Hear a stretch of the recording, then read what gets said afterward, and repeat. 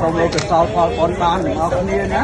ចាក់ផុតទុកទាំងអស់ហើយម៉ែចាក់ផុតទុកបានផុតទាំងអស់គ្នាស្គាល់ខ្ញុំមកប្រាប់តែស្គាល់ទេព្រោះមិនដែលបានដល់ជាប់ពុកបានសុខាណាហើយខ្ញុំមកទីនេះមិនមែនជាតំណាងមិនមែនជាប្រតិកម្មការទេណាបងប្អូនណាប៉ុន្តែ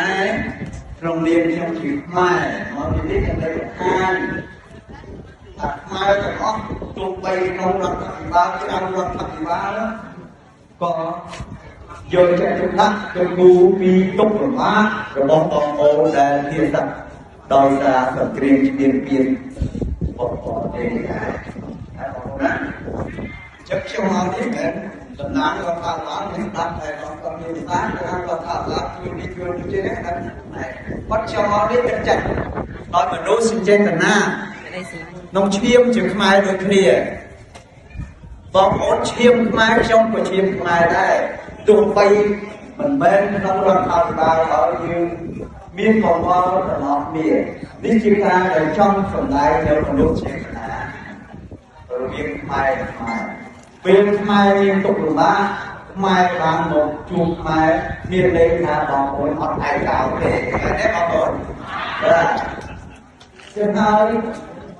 អ្វីដែលខ្ញុំមកនេះគឺចង់ឲ្យលោកស្រីគឺស្គាល់មិនទេព្រោះចង់តែបានមកព្រោះទៅលឺសូរតាមសារព័ត៌មានធ្វើរឿងអត់មួយដៃចាំតាមទុកលំបាកបងប្អូនយ៉ាងណាខ្លះ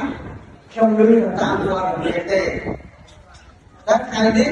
ខ្ញុំបានមកផ្ទាល់ណាឃើញផ្ទាល់ពុកកន្លងមកទោះបីខ្ញុំមិនបានមកផ្ទាល់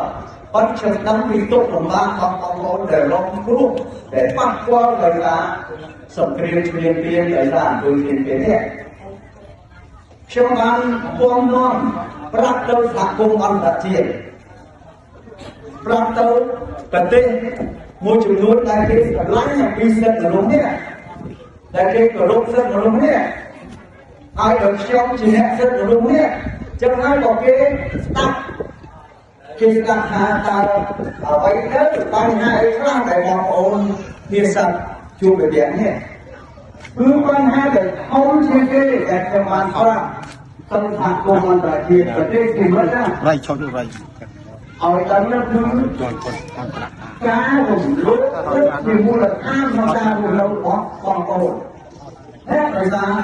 សង្គ្រាមនឹងដោយសារទុកអាវុធ